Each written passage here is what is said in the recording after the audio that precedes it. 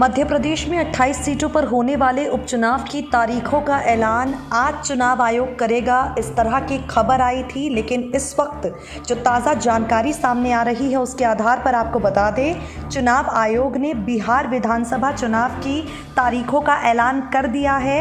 मध्य प्रदेश में उपचुनाव की तारीख 29 सितंबर को सामने आएगी।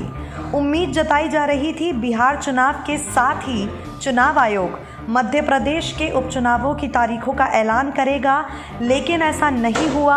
उपचुनाव की तारीख को लेकर अब तक सस्पेंस बरकरार है। उपचुनाव की तारीख का ऐलान ना होने के कारण ज्योतिरादित्य सिंधिया समर्थक शिवराज सरकार के 2 कट्टावर मंत्रियों की कुर्सी पर खतरा मंडराने लगा है। गोविंद सिंह राजपूत और तुलसी सिलावट का जिक्र हम यहाँ पर आपसे कर रहे हैं। दोनों ज्योतिरादित्य सिंधिया के कट्टर समर्थक हैं।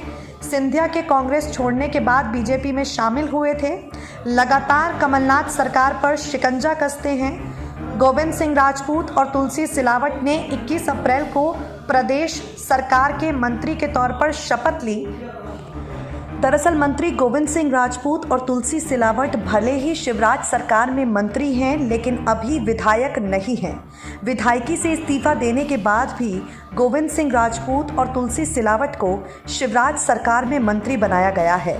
संवैधानिक प्रावधानों के मुताबिक अगर कोई व्यक्ति जो किसी भी सदन का सदस्य नहीं है, यदि मंत्री पद की शपथ लेता है तो उसे शपथ लेने के 6 महीनों के भीतर सदन का सदस्य बनना ज़रूरी है।